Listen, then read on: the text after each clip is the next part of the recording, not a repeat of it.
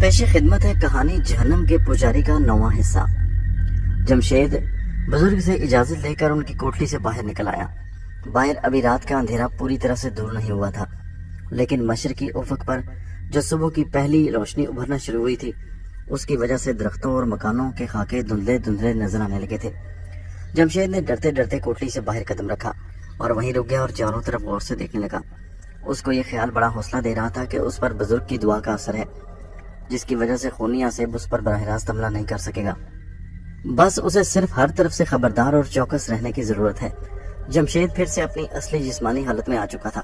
اگر اسے کوئی اندیشہ تھا تو صرف اس بات کا کہ بزرگ کے کہنے کے مطابق وہ ایک بار پھر کسی مصیبت میں گرفتار ہونے والا تھا، جو اس کے بعض گھناؤنے گناہوں کی سزا کی آخری مصیبت ہوگی۔ رات کا اندھیرا بھی پوری طرح سے دور نہیں ہوا تھا، وہ ایک غیر آباد علاقے میں تھا۔ اسے کوئی اندازہ نہیں تھا کہ آگے کون سا قصبہ یا کون سا شہر ہے۔ وہ بار بار پیچھے مڑ کر دیکھ لیتا کہ کہیں کوئی خونی آسیب کتے کی شکل میں اس کے پیچھا تو نہیں کر رہا۔ ابھی تک اسے نہ تو کوئی کتا دکھائی دیا، نہ کسی کتے کے بھونکنے کی آواز آئی۔ ڈھلتی رات کے اندھیرے میں وہ درختوں کے ذخیرے میں سے گزرنے لگا۔ یک لخت اسے ایک بلند چیخ کی آواز سنائی دی۔ جمشید کا دل دہل گیا، وہ وہیں رک گیا اور خوفزدہ نگاہوں سے چاروں طرف دیکھنے لگا۔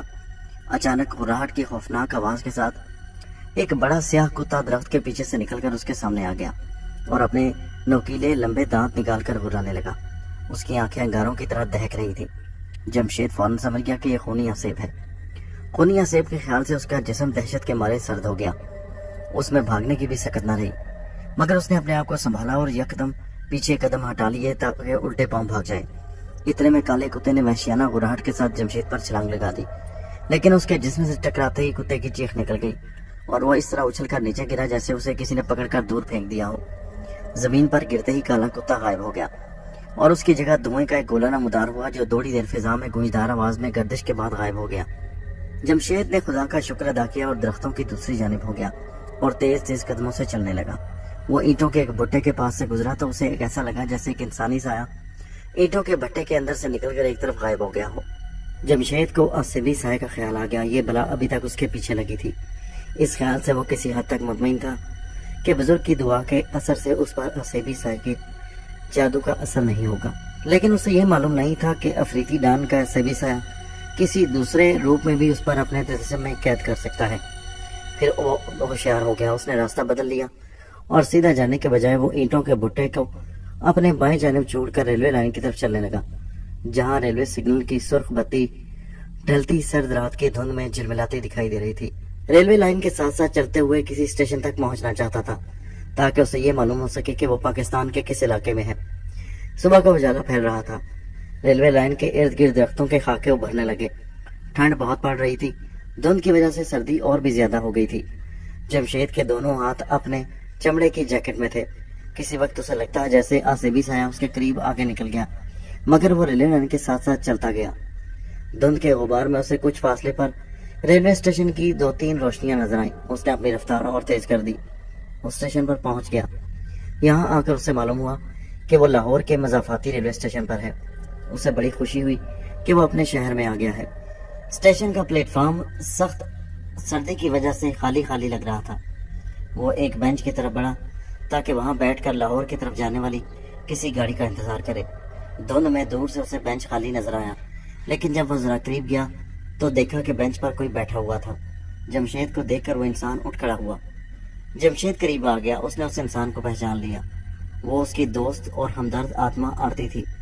آرتی جمشید کی طرف دیکھ کر مسکراتی ہوئی بولی، مجھے یقین تھا تم اسی جگہ پر آؤگے۔ جمشید نے آرتی سے کہا، آرتی تم انسانوں کی دنیا میں کیسے آ گئی؟ مجھے تو بالکل امید نہیں تھی۔ آرتی نے ساڑی پہن رکھی تھی، اس کے بال کھلے ہوئے تھے اور ان میں گیندے کے سنہری پھول سجے ہوئے تھے۔ وہ دونوں بینچ پر بیٹھ گئے۔ آرتی کہنے لگی، میں نے تمہیں بتایا تھا کہ اب میرا جنم کا چکر پورا ہو جائے گا اور دوسرا جنم شروع ہونے والا ہوگا تو میں انسانوں کی دنیا میں واپس آ سکوں گی اور پھر تمہیں ضرور ملوں گی۔ دیکھ لو، میں نے وعدہ پورا کیا، میں تمہیں ملنے آ گئی۔ جمشید بولا، آرتی میں تمہیں کیسے بیان کروں کہ تم سے جدا ہونے اور انسانوں کی دنیا میں آنے کے بعد مجھ پر کیسی کیسی مصیبتیں گزری۔ آرتی بولی، تمہیں بتانے کی ضرورت نہیں، مجھے سب معلوم ہے، لیکن نہیں، اب فکر کرنے کی ضرورت نہیں۔ अफरीती डाइन ने तुम्हारे पीछे जो खूनी सेब लगा रखा है और जिसकी वजह से तुमने अजियतनाक वक्त गुजारा है, अब वो खूनी सेब तुम्हारे रोशन ज़मीर बुजुर्ग की वजह से जलकर राख हो जाएगा। जमशेद ने कहा, लेकिन आरती, मुझे लगता है कि अफरीती डाइन का असेबी साया भी अभी तक मेरा पीछा कर रहा है। मैंने थोड़ी देर पहले ईंटों के एक वीरान भुट्टे में से निकलकर एक तरफ गायब होते उसे देखा है। आरती ने कहा, बुजुर्ग की दुआ की वजह से असेबी साया तुम्हारा कुछ नहीं बिगाड़ सकेगा। जमशेद बोला, आरती, अब मैं अपने घर जाकर बिल्कुल नई और नेक जिंदगी बसर करना चाहता हूँ। आरती कहने लगी, ये बड़ी अच्छी बात है, लेकिन इसके बावजूद तुम्हें असेबी साया से खबरदार रहना होगा। वो किसी भी वक्त तुम्हें कमजोर पाकर तुम पर हमला कर सकता है, क्योंकि अफरीती डाइन तुम्हारी जान के दुश्मन है और असेबी साया उसके हुक्म पर काम कर रहा है। जमशेद ने परेशान होकर कहा, बुजुर्ग ने भी मुझे यही कहा था कि मुझ पर एक मुसीबत आने वाली है, लेकिन ये मेरी जिंदगी की आखिरी मुसीबत होगी। आरती बोली, इसीलिए तो मैं तुम्हारे पास आई हूँ कि तुम्हारी आने वाली मुसीबत से तुम्हें बचाने की कोशिश करूँ। जमशेद सर झुकाकर खामोश हो गया। इस दौरान में आसमान पर बादल छाना शुरू हो गए और सुबह की मध्यम रोशनी और ज्यादा कम हो गई। जमशेद ने आरती की तरफ देखकर कहा, आरती, तुमने सिर्फ साड़ी पहन रखी है, क्या तुम्हें ठंड नहीं लग रही? मेरी जैकेट पहन लो। आरती ने मुस्कुराकर कहा, इसकी जरूरत नहीं, तुम भूल गए हो कि मैं एक आत्मा हूँ, एक रूह हूँ और रूह को सर्दी नहीं लगती। जमशेद ने सर्द आ भरकर कहा, आरती, ये मेरे गुनाहों की सजा मुझे मिल रही है। अपने जादू टोने के जमाने में मुझसे कई बेगुनाहों का खून हुआ। खुदा जाने मेरे गुनाहों की सजा कब खत्म होगी और कब मुझे इन बदरुओं और असेबों से निजात मिलेगी। आरती ने कहा, तुम्हारी सजा के दिन थोड़े रह गए हैं और फिर तुम फिक्र क्यों करते हो? मैं किस लिए आई हूँ? मैं अफरीती डाइन की असेबी साय से तुम्हारी हिफाजत करूंगी, तुम्हें मेरे कहने पर सिर्फ चलना होगा। जमशेद बोला, तुम जो कहोगी मैं वही करूंगा। इतने में लाहौर की तरफ जाने वाली ट्रेन आ गई। वो ट्रेन में सवार हो गए। डिब्बे में 2-3 मुसाफिर ही थे। किसी ने जमशेद और आरती की तरफ ध्यान न दिया। ये लोग तुम्हें साड़ी में देखकर थोड़े हैरान जरूर हुए होंगे। आरती ने मुस्कुराते हुए कहा, फिक्र न करो, ये मुझे नहीं देख सकते, मैं इनकी नजरों से गायब हूँ, मुझे सिर्फ तुम ही देख सकते हो। ट्रेन लाहौर पहुंच गई। जमशेद कहने लगा, हम किसी दूसरी रास्ते से स्टेशन से बाहर निकलेंगे, मेरे पास टिकट नहीं। आरती ने कहा, इसकी जरूरत नहीं, मैं तुम्हारे साथ हूँ, हम गेट में से दूसरे मुसाफिरों के साथ ही गुजरेंगे। जमशेद बोला, मगर मैं तुम्हारी तरह गायब नहीं हूँ, टिकट चेकर मुझसे जरूर टिकट मांगेगा। आरती ने कहा, तुम मेरी तरह गायब नहीं, लेकिन घबराओ नहीं, टिकट चेकर तुम्हें देखेगा जरूर, मगर तुमसे टिकट नहीं मांगेगा। और ऐसा ही हुआ। जब जमशेद और आरती प्लेटफॉर्म के गेट में से दूसरे मुसाफिरों के साथ गुजरने लगे तो टिकट चेकर ने दूसरे मुसाफिरों का टिकट लिया, मगर जमशेद की तरफ कोई तवज्जो न दी। वो स्टेशन से बाहर आ गए। उस वक्त आसमान पर बादल गहरे हो गए और सर्द हवाएं चलने लगी। जमशेद ने कहा, मैं अपने मकान पर जाना चाहता हूँ, तुम भी मेरे साथ चलो। आरती ने फिजा में एक तरफ मुंह करके कुछ सूंघा और जमशेद का हाथ पकड़कर बोली, नहीं जमशेद, तुम अभी अपने मकान पर नहीं जाओगे। मुझे फिजा में खूनी सेब की बू महसूस हुई है। मैं देख रही हूँ कि खूनी सेब तुम्हारे मकान के इर्द गिर्द मंडरा रहा है। जमशेद ने सख्त मायूसी के आलम में सांस भरकर कहा, तो फिर मैं कहाँ जाऊँ? मेरी तो अकल जवाब देगी, न जाने ये बलाएं कब तक मेरा पीछा करती रहेगी। आरती ने कहा, मेरे होते हुए तुम्हें परेशान होने की जरूरत नहीं, तुम मेरे साथ चलो, मैं तुम्हें एक ऐसी जगह ले जाऊंगी जहाँ खूनी सेब किसी रूप में भी तुम पर हमला नहीं कर सकेगा। मगर जमशेद बोला, तुमने तो कहा था खूनी सेब जलकर राख हो चुका है। आरती ने कहा, यह बड़ी शक्ति वाला खूनी सेब है। इस तरह के सेब जलकर राख होने के बाद अपने जादू की ताकत से उस राख में से दोबारा जिंदा हो जाते हैं। टैक्सी लो और उसे कहो कि हमें दरिया पार ले चले। जमशेद ने खाली टैक्सी देखकर ड्राइवर से कहा, दरिया पार ले चलो। वो दोनों टैक्सी में बैठ गए और टैक्सी दरिया की तरफ चल पड़ी।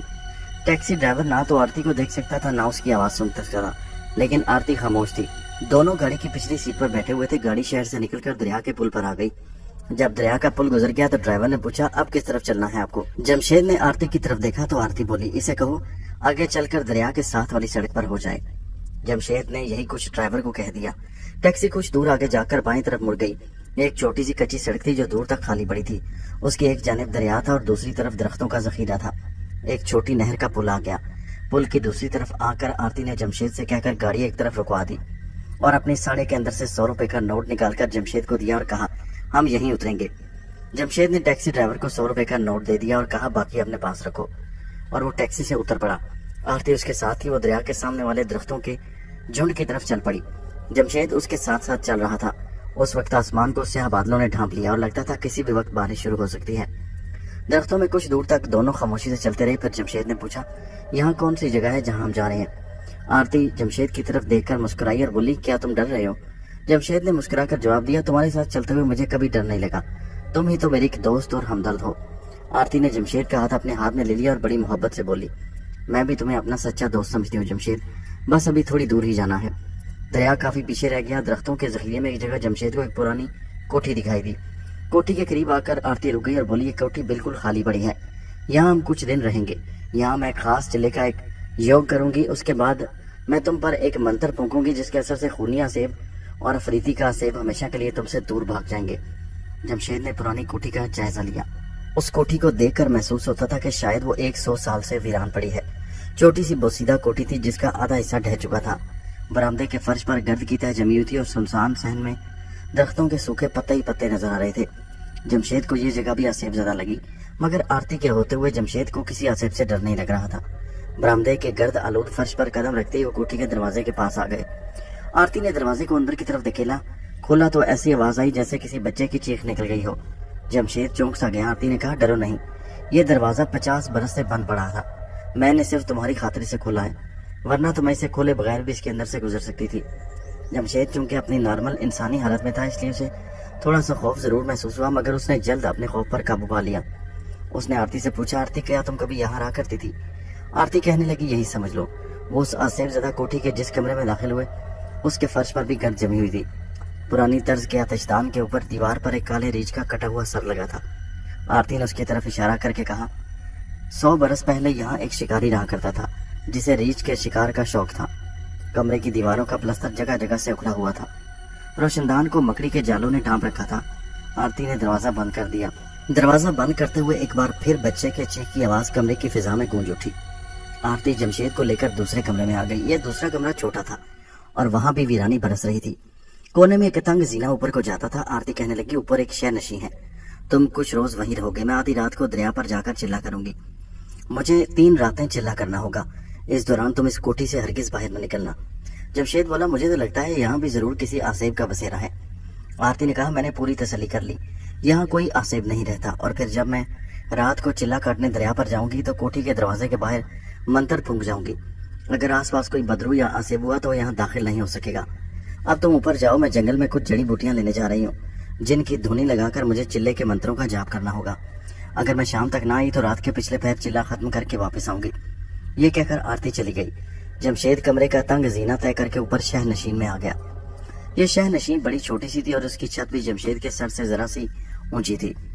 کونے کی جانب دیوار کے طاق میں ایک دیا چل رہا تھا جس کی پراسرار دھندلی روشنی میں شہ نشین کی کسی بڑی قبر کی طرح لگ رہی تھی. وہاں صرف بانس کی ایک چارپائی بچھی تھی جس پر ریچھ کی کھال کا ایک کالا کمبل پڑا تھا. وہاں نہ کوئی روشندان تھا اور نہ کوئی کھڑکی. وہ چارپائی پر بیٹھ گیا. شہ نشین میں سردی کا احساس بھی کم تھا. بہت جلد جمشید نے محسوس کر لیا کہ اس کو بھوک اور پیاس کی کیفیت بھی اس پرانی کوٹھی میں آنے کے بعد ساکت ہو گئی تھی. نہ اسے بھوک لگ رہی تھی نہ پیاس محسوس ہو رہی تھی. وہ وہیں چارپائی پر سمٹ کر لیٹ گیا. آرتی کی وجہ سے اسے کچھ حوصلہ ضرور ہوا تھا. اسے آرتی پر یقین تھا کہ وہ چلا کرنے کے بعد اس پر طلسمی منتر پھونکے گی تو اس خونی آسیب اور افریتی ڈائن کے آسیبی سائے سے چھٹکارا مل جائے گا اور وہ اپنے گھر واپس جا کر نئی اور اچھی زندگی کا آغاز کر سکے گا. آرتی اگرچہ خود ایک گناہگار آتما تھی مگر وہ جمشید کے ہمیشہ کام آتی اور مصیبت کے وقت اس نے جمشید کی مدد کی تھی. یہی کچھ سوچتے سوچتے اس کی آنکھ لگ گئی. آرتی پرانے ویران کوٹھی سے نکلنے کے بعد ذخیرے کے جنگل میں آ گئی. یہاں ایک جگہ سے اسے خاص جڑی بوٹیوں کی بو آئی. وہ اس بو کے سراغ پر چلتے چلتے جھاڑیوں کے ایک جھنڈ کے پاس آ کر رک گئی. یہ بڑی گھنی کانٹے دار جنگلی جھاڑیاں تھی. جس جڑی بوٹی کی اسے تلاش تھی وہ انہی جھاڑیوں کے اندر اگی ہوئی تھی. آرتی جھاڑیوں میں گھس گئی. وہ غائب تھی اس لیے اسے جھاڑیوں کے کانٹے اسے چبھ نہیں رہے تھے. آرتی نے خاص جڑی بوٹیاں چن لی اور جڑی بوٹیوں کو لے کر اوپر اٹھنے لگی. اوپر کو اٹھتے اٹھتے وہ درختوں میں سے نکل کر ان کے اوپر آ گئی. اس کے بعد اس نے مشرق کی طرف رخ کر لیا. وہاں سے وہ ہندوستان کا بارڈر کراس کر کے بھارت کے ایک گھنے جنگل میں اتر آئی. اس جنگل میں کسی قدیم ہندو کا ایک کھنڈر تھا. مندر ڈھہ چکا تھا. صرف اس کی ایک قد آدم مورتی باقی رہ گئی تھی جس کا رنگ بارشوں کی وجہ سے کالا پڑ چکا تھا. یہ بڑی ڈراؤنی مورتی تھی. اس کا منہ کھلا ہوا تھا اور نوکدار سیاہ دانت باہر کو نکلے تھے. آنکھوں کی جگہ 2 سوراخ تھے جن میں چھپکلیاں رنگتی پھر رہی تھی. آرتی نے جڑی بوٹیاں اس خوفناک مورتی کے سامنے زمین پر ڈالی اور دونوں بازو کھول کر بولی, کلش دیو مجھے شکتی دے. مجھے شکتی دے کہ میں تیری بھیٹ تیرے چرنوں میں لا کر اس کے خون سے تیری پیاس بجھا سکوں. تیرے ہونٹ صدیوں سے کسی مسلمان کے خون کو ترس گئے ہیں. ان الفاظ کے ساتھ ہی خوفناک مورتی کے غار کی طرح کھلے منہ میں سے دھواں نکلنے لگا. اس کے منہ میں سے 6-7 کالی چمگادڑیں جو اس کے حلق سے چمٹی تھی چیختی شور مچاتی پھڑپھڑا کر جنگل میں اڑ گئیں. دھوئیں کے بعد ڈراؤنی مورتی کے حلق سے آگ کی چنگاریاں نکلنے لگی. आरती के बाजू उसी तरह खुले हुए थे। उसने दूसरी बार बुलंद आवाज में कहा, क्लश देव, तेरे दुश्मन पर किसी ताकत का असर है। उस ताकत के जिस्म को जलाकर राख कर दे ताकि मैं तेरे दुश्मन को, तेरी भेंट को तेरे चरणों में लाकर तुम्हें उसका खून पिला सकूं। ड्रावनी मूर्ति के हलक से चिंगारियों के साथ एक शोला सा निकला, जिसने आरती के आगे पड़े हुए जड़ी बूटियों के ढेरी पर गिरकर उन्हें जलाकर राख कर दिया। आरती ने एक फतहमंदी का कहका बुलंद किया और मूर्ति के आगे माथा टेक कर बोली, जय हो कलश देव की जय हो, मैं तेरी भेंट तेरे चरणों पर कुर्बान कर दूंगी। आरती ने यह कहकर जली हुई जड़ी बूटियों की राख अपने साड़ी के पल्लों में बांधी और वापस उड़ गई। उसने दोबारा भारत की सरहद फिजा में ही पार की और पाकिस्तान के शहर लाहौर में दरिया के किनारे निकल आई। दरिया के किनारे आगे जाकर एक जगह दरिया के अंदर पत्थर का एक तिकोना चबूतरा पानी से बाहर निकला था। दरिया के सैलाबों ने उसे एक तरफ झुका दिया।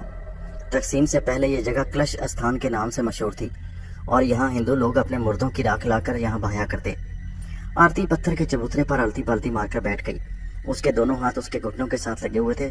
उसी हालत में बैठे बैठे उसने आंखें बंद कर लीं और हजारों बरस कदीम तिलिस्मी मंत्रों का जाप शुरू कर दिया। आसमान पर बादल और ज्यादा गहरे हो गए और दिन के वक्त भी अंधेरा हो गया। सर्द हवाएं चलने लगी। दरिया पर दूर दूर तक सन्नाटा छाया था। बादलों में बिजली चमकी, बादलों में धीमी गरज सुनाई दी और बूंदाबांदी शुरू हो गई। मगर आरती के गैबी जिस्म को न सर्दी का एहसास था न गर्मी का, न उसका जिस्म गीला हो रहा था। बूंदाबांदी हो रही थी, सर्द हवाएं चलती रहीं। आरती मंत्रों का जाप करती रही और शाम हो गई। चारों तरफ अंधेरा हो गया। जब रात का अंधेरा और ज्यादा गहरा हो गया तो आरती का जाप खत्म हो गया। वो अपनी जगह से उठी और चबूतरे के किनारे पर आकर खड़ी हो गई। उसने साड़ी के पल्लू से राख निकालकर उसकी एक मुट्ठी अपने ऊपर डाल दी और दूसरी मुट्ठी की राख दरिया में बहा दी। फिर उसने दोनों बाजू खोल दिए और बुलंद चीख नुमा आवाज में बोली, कलश देव की जय हो, मैं तेरी भेंट तेरे चरणों में बलि के लिए ला रही हूँ। उस वक्त बिजली की कड़क के साथ बादल जोर से गरजे और एकदम से मूसलाधार बारिश शुरू हो गई। वो बारिश में चलती पुरानी कोठी की तरफ रवाना हो गई, जहाँ जमशेद बेचैनी से उसका इंतजार कर रहा था। शहनशी में ताक में जलने वाले दिए की लो मध्यम होने लगी। उसे बादलों की गरज और मूसलाधार बारिश की आवाज सुनाई दे रही थी। आरती अभी तक वापस नहीं आई। वो चारों तरफ से बंद कब्र नवा शहनशीन के डरावने माहौल में खौफ महसूस करने लगा। बादलों की गरज और मूसलाधार बारिश की आवाज ने उसके खौफ में इजाफा कर दिया था। अचानक उसे तंग जीने में किसी के कदमों की आहट सुनाई दी। उसने जीने की तरफ देखा। जीने की चौखट पर दिए की धीमी रोशनी पड़ रही थी। जीने के अंदर की जानिब अंधेरा छाया हुआ था। अचानक जीने की तारीकी में से कोई गोल छाया लुढ़कती निकली और जमशेद की चारपाई के पास आकर रुक गई। उसने खौफजदा नजरों से झुककर उसे देखा तो उसके हलक से चीख निकल गई। यह किसी इंसान का कटा हुआ सर था। उसकी चीख की आवाज पर कटा हुआ इंसानी सर फरज से उछलकर उसकी गोद में आन पड़ा। दहशत के मारे जमशेद की चीख भी न निकल सकी। उसका सारा बदन खौफ से सर्द पड़ गया। उसमें इतनी सख्त भी न रही कि उठकर भाग सके। कटा हुआ इंसानी सर उसकी गोद में पड़ा था और अपनी खुली मुर्दा आंखों से जमशेद को टिकटिकी बांधे देख रहा था। जमशेद थर थर कांप रहा था। उसने आंखें बंद करना चाही मगर उसकी आंखें जैसे पत्थर हो गईं। वो आंखें बंद न कर सका। उसके देखते देखते कटे हुए इंसानी सर के नीले होंठों से खून निकल कर बहने लगा। जमशेद के हलक से बेख्तियार चीख निकल गई। वो उछलकर चारपाई से दूर फर्श पर जाकर गिरा। उसने डरते डरते चारपाई की तरफ देखा मगर वहां किसी भी जगह कोई कटा हुआ इंसानी सर नहीं था। बिजली बाहर इतने जोर से कड़की कि जमशेद डर कर दीवार के साथ लग गया। उसके साथ ही कब्र जैसी खामोशी छा गई। उस खामोशी में सिर्फ बाहर से बारिश की आवाज आ रही थी। वो आंखें फाड़े शहनशी में चारों तरफ देख रहा था, लेकिन कटा हुआ इंसानी सर जैसे गायब हो गया था। एक लम्हे के लिए उसे ख्याल आया कि हो सकता है ये उसके वहम का करिश्मा हो। वो आहिस्ता से उठा और चारपाई पर सिमट कर बैठ गया।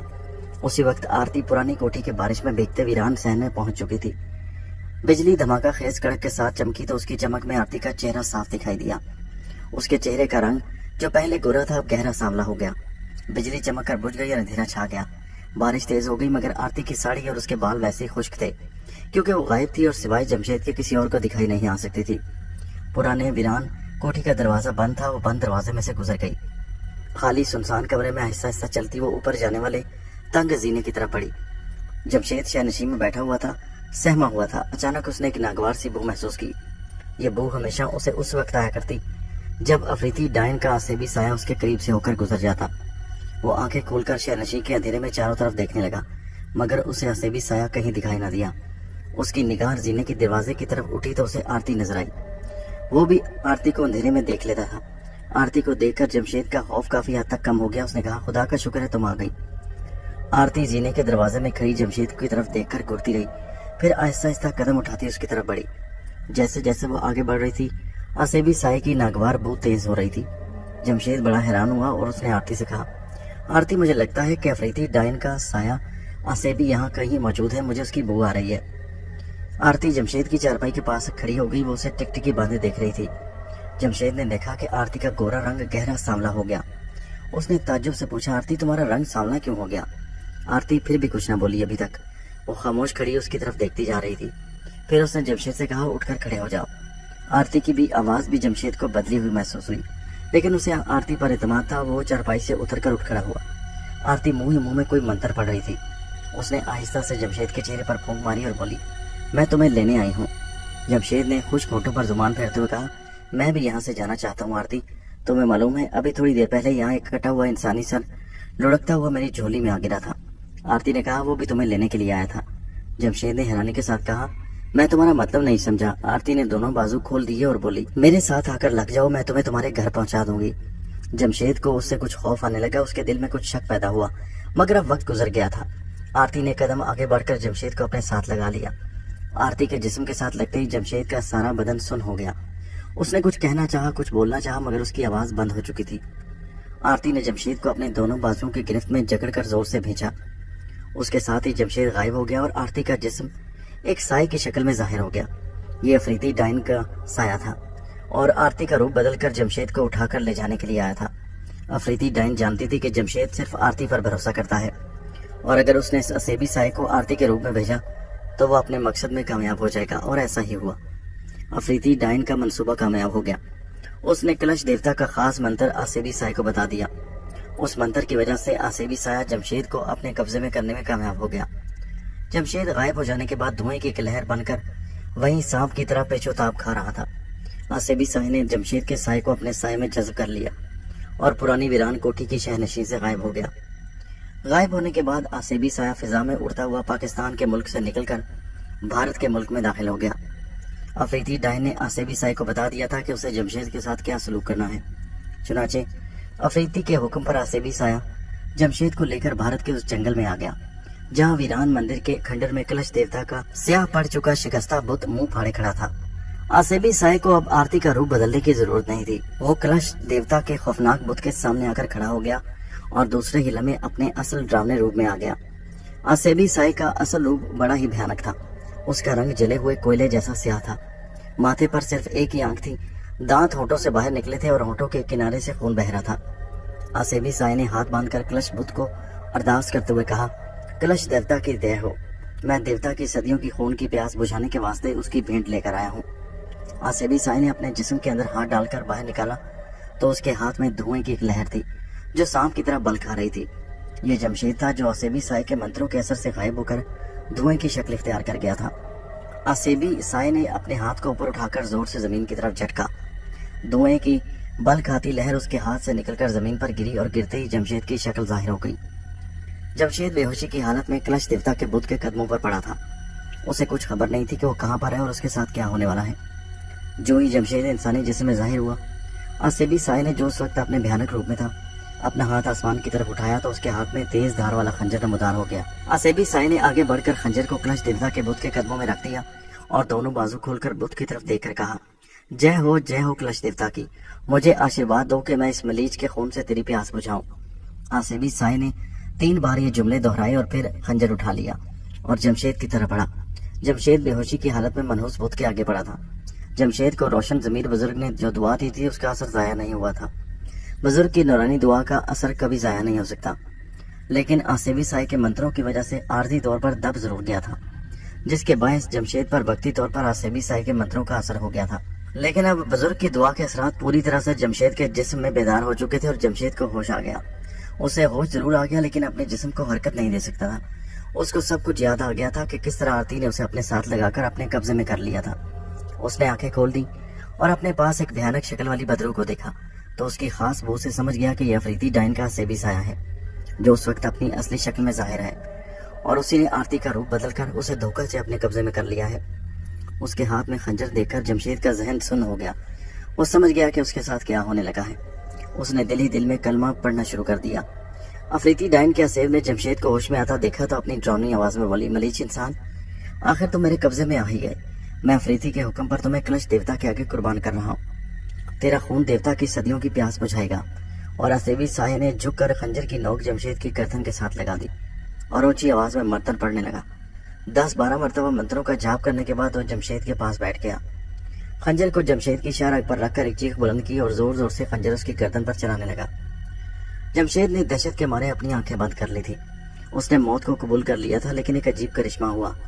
اسیبی سایہ جمشید کی گردن پر خنجر پھیر رہا تھا، مگر خنجر اس کے گلے پر ایسے پھیر رہا تھا جیسے جمشید کی گردن پتھر بن گئی ہو۔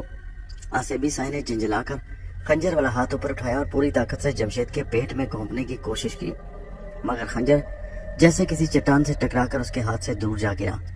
اسیبی سایہ نے غضبناک ہو کر خنجر کو اپنی گرفت میں لے لیا اور جمشید کے جسم پر جگہ جگہ مارنے لگا، مگر جمشید کا سارا جسم جیسے چٹان کی طرح پتھر کا ہو گیا تھا۔ خنجر کے کسی ضرب نے جمشید کے جسم کو معمولی سا بھی زخمی نہ کیا۔ اسیبی سایہ نے کھڑے ہو کر غضبناک آنکھ سے جمشید کی طرف دیکھا۔ جمشید بھی آنکھیں کھولے اسے دیکھ رہا تھا۔ اب وہ سمجھ گیا تھا کہ کلمہ پاک کے ورد اور بزرگ کی دعا نے اسے بچا لیا۔ اسیبی سایہ نے چیخ مار کر خنجر کا بھرپور وار جمشید کی کھلی آنکھ پر کیا، لیکن جمشید کی آنکھوں کے اوپر جیسے پتھر کی سل کا غلاف سا کسی نے چڑھا دیا۔ خنجر کی نوک جمشید کی آنکھوں میں گھسنے کے بجائے جیسے پتھر کی سل سے ٹکرا رہی تھی۔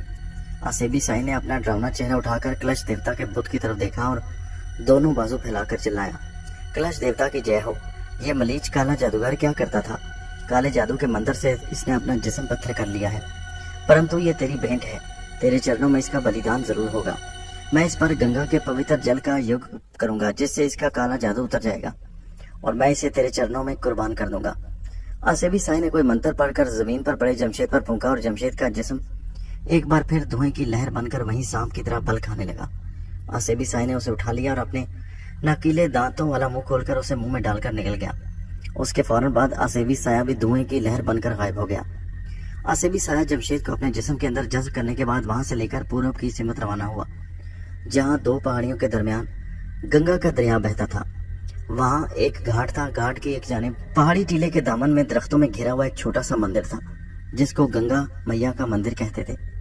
یہ گمنام سا چھوٹا مندر تھا جہاں کبھی کبھی وہاں سے گزرتا کوئی مسافر تھوڑی دیر رک کر پوجا پاٹ کر لیا کرتا تھا۔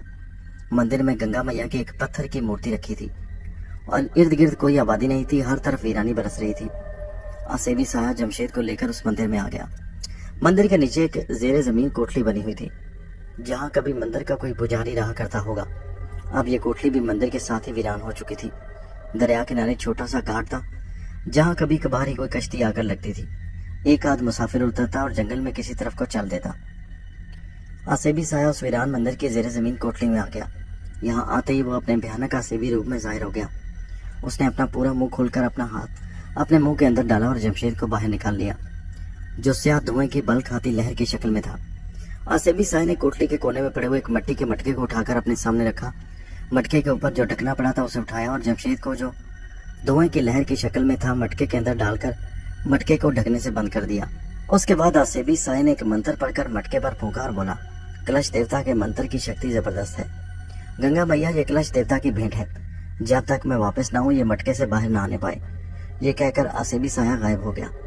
مٹکے کے اندر بند جمشید اگرچہ دھوئیں کے لہر کی شکل میں تھا، لیکن اس کا ذہنی شعور اس دھوئیں کی لہر کے اندر بیدار ہو رہا تھا۔ اس نے اسیبی سایہ کی آواز سن لی تھی۔ اسے یہ بھی احساس تھا کہ اسے ایک مٹکے میں بند کر دیا گیا ہے اور اسیبی سایہ گنگا میاں کا کوئی خاص چلا کرنے گیا ہے، جس کے بعد وہ اسے دوبارہ انسانی روپ میں لا کر کلش دیوتا کے بت کے آگے قربان کرنے کی کوشش کرے گا۔ جمشید کے ذہن میں یہ خوف ضرور تھا کہیں ایسا نہ اس کے چلے کے اثر سے اس پر بزرگ کی دعا کا اثر زائل ہو جائے اور اسیبی سایہ اسے ہلاک کر دے۔ وہ نیا نیا مسلمان ہوا تھا، اس کے ایمان میں اتنی پختگی نہیں آئی تھی اور آتش پرست ذہنیت کے غالب آ جانے سے کسی لمحے اس کا ایمان متزلزل ہو سکتا تھا۔ اسیبی سایہ ویران مندر سے نکل کر آتش پرستوں کے قدیم قبرستان میں زمین کے اندر افریتی ڈائن کے غار میں آ گیا، جہاں افریتی ڈائن اپنی لمبی گردن میں پھانسی کا پھندا لٹکائے پتھر کے چبوترے پر بیٹھی ہوئی تھی۔ اسیبی سایہ نے افریتی ڈائن کے آگے 3 بار اپنا سر جھکایا اور بولا، ماتا تیرے حکم پر میں نے تیرے دشمن کو کلش دیوتا پر قربان کرنے کی کوشش کی، مگر اس ملیچ نے کالے جادو کے اثر سے اپنا جسم پتھر کر لیا۔ میں اسے گنگا میاں کے مندر کی کوٹلی میں بند کرایا ہوں اور گنگا میاں کے جل منتر کا چلا کرنے سے پہلے تیری آگیا لینے آیا ہوں۔ افریتی ڈائن کے حلق سے دبی دبی ڈرانی آواز نکلنے لگی۔ اس نے کہا، اس ملیچ پر ایک مسلمان بزرگ کی دعا کا اثر ہے، गंगा मैया के जल मंत्र के चिल्ले से भी यह असर खत्म नहीं होगा। आसेबी साई ने कहा, माता तू दुनिया के सारे काले जादूगरों की माता है, मुझे हुक्म दे कि मैं तेरे दुश्मन को किस तरह हलाक करूं। इस वक्त वो मेरे कब्जे में है। अफरीती डाइन ने अपनी लंबी गर्दन में पड़े हुए फंदे पर हाथ फेरते हुए कहा, उसके लिए तुम्हें नाग माता के गार में जाकर 2 रातों का चिल्ला करना होगा। दूसरी रात की सुबह को तुम्हें नाग माता काली नागिन की राख देगी। वो राख लाकर तुम मेरे दुश्मन और क्लच देवता की बेट आमिल जमशेद के जिस्म पर छिड़क देना। उसके बाद वो आम इंसान के जिस्म में वापस आ जाएगा और उस पर से बुजुर्ग की दुआ का असर खत्म हो जाएगा। इसी वक्त यहाँ से नागिन माता के गार की तरफ रवाना हो जाओ। आसेबी साई ने झुककर अफरीती डाइन के चरण छुए और गायब हो गया। कुछ ही देर बाद वो वहां से हजारों मील दूर जनूब में दरियाए कादेरी के जंगल वाली नागिन माता के गार में नमदार हो गया। नागिन माता के गार में सैकड़ों हजारों छोटे बड़े सुर्ख जर्द और स्याह सांप निकल रहे थे। एक दीवार पर नागिन माता की मूर्ति लगी हुई थी, जिसका जिस्म औरत का और सर सांप का था, जिसका फन ऊपर का उठा हुआ था। आसेबी साई को देखकर नागिन माता 3 बार पुनकारी। आसेबी साई ने हाथ बांधकर कहा, जय हो नागिन माता की, मैं तेरा सेवक अफरीती डायन के कहने पर तेरा चिल्ला करने आया हूँ, मुझे इजाजत दे। नागिन माता का सर आगे पीछे दोबारा हुआ और उसने हल्की सी फुनकार मारी। ये इस बात का इशारा था कि नागिन माता ने आसेबी साई को अपना चिल्ला करने की इजाजत दे दी है। आसेबी साया वहीं बैठ गया और नागिन माता के मंत्रों का जाप करने लगा। उसी दौरान बेशुमार सांप आसेबी साई के जिस्म से लिपट गए और उसके जिस्म पर रेंग भी रहे थे और उसे डस रहे थे। लेकिन जैसे ही उसने नागिन माता के मंत्र पढ़ने शुरू किए, सारे के सारे सांप उसके जिस्म से उतर गए। दूसरी तरफ जमशेद धुएं की शक्ल में गंगा मैया के वीरान मंदिर की तंगो तारीख कोठरी में मट्टी के मटके में बंद पड़ा था। उसने 1-2 बार धुएं की लहर की शक्ल में मटके से बाहर निकलने के लिए जोर मारा, मगर बहुत जल्द उसे एहसास हो गया कि उसके लिए मटके से बाहर निकलना नामुमकिन है। वो खुदा को याद करके सब्र शुक्र करके बैठ गया। जब उस वीरान मंदिर के बाहर रात हो गई और पहाड़ी टीले तारीकी में डूब गए तो हर तरफ सन्नाटा छा गया। सुबह ही से आसमान पर बादल छाए हुए थे। जब रात आधी गुजर गई तो बादलों में बिजलियां चमकने लगी और बादल गरजना शुरू हो गए। उसी वक्त एक कश्ती दरिया के घाट पर आकर लगी और उसमें से एक जोगन उतरी और टीले के मैदान में वाक़या गंगा मैया के वीरान मंदिर की तरफ चलने लगी। जोगन औरत की उम्र 25-30 बरस के दरमियान थी। उसके लंबे बाल शानों पर बिखरे थे। उसने एक गहरे जर्द रंग की साड़ी पहन रखी थी। कानों में पीतल की मुंदरियां थीं और गले में काले मनकों की मालाएं थीं। हाथ में पीतल का डोल लिए वो हरिओम का जाप करती वीरान मंदिर की तरफ चली जा रही थी। जिस वक्त वो मंदिर के खंडिर बने हुए दरवाजे के पास आई तो बारिश शुरू हो गई। जोगन मंदिर की डेवड़ी में दाखिल होकर दीवार में बनी मूर्ति के सामने आरती पालती मारकर बैठ गई। ये जोगन शिव भगवान की पुजारन थी, जो तबाही और बर्बादी के देवता हैं। शिव भगवान का एक खुफिया मंत्र है जिसका नाम गुप्त मंत्र है। अगर शिव भगवान का कोई पुजारी 21 रातें अपने गिर्द आग जलाकर उस गुप्त मंत्र का जाप करे तो हिंदुओं के अकीदे के मुताबिक वो अमर हो जाता है, ना उससे मौत आती है और ना उसका दूसरा जन्म होता है। उस जोगन ने 21 रातें मंगला डैम के एक जंगल में आग के दरमियान बैठकर 21 रातें गुप्त मंत्र का जाप किया था और अब अपने चिल्ले का आखिरी चरण पूरा करने के लिए गंगा माता के वीरान मंदिर में आई थी। मंगला डैम में मंगला देवी का पुराना हजारों साल पुराना मंदिर है। मंगला इस वक्त पाकिस्तान के जिला जेहलम में है। जोगन ने अपना डोल सामने रख लिया, उसमें गंगा जल था।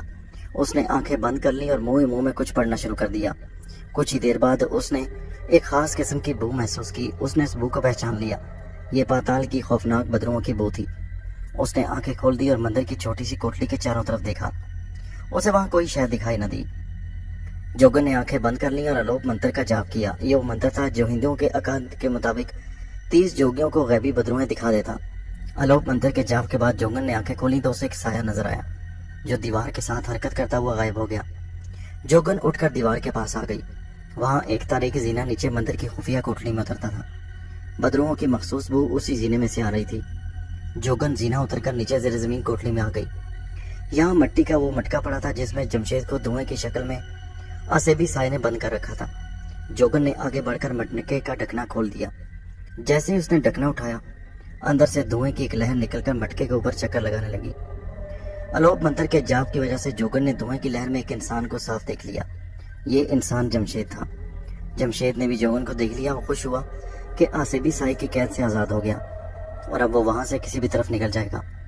लेकिन बहुत जल्द उस पर यह हकीकत खुली कि वो किसी जादू के शिकंजे में जकड़ दिया गया है और मटके के ऊपर चक्कर लगाते उस दायरे से बाहर नहीं निकल सकता।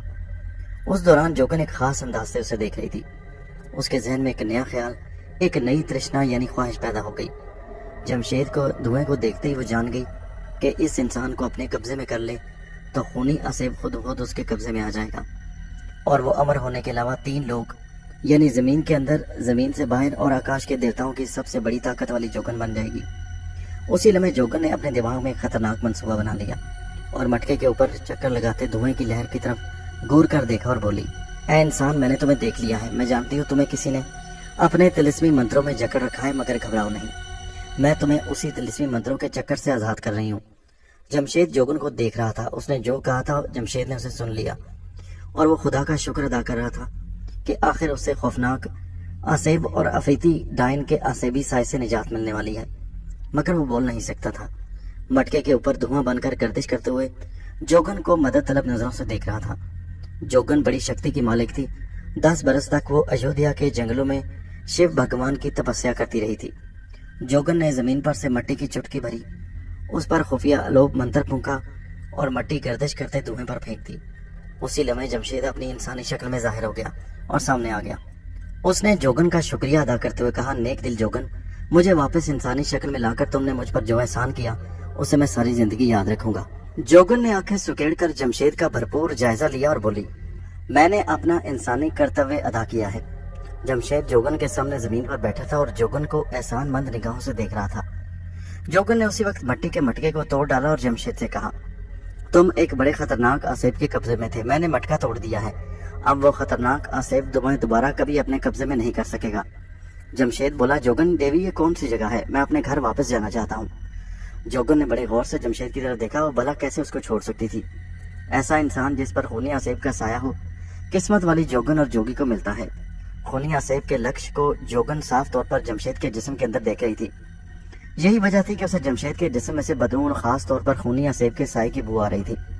جمشید نہیں جانتا تھا کہ وہ ایک مصیبت سے نکل کر دوسری اس سے بھی خوفناک مصیبت میں پھنس گیا ہے۔ دوستو، یہ کہانی جاری ہے، اس کا اگلا حصہ نیکسٹ ویڈیو میں ملاحظہ کیجیے۔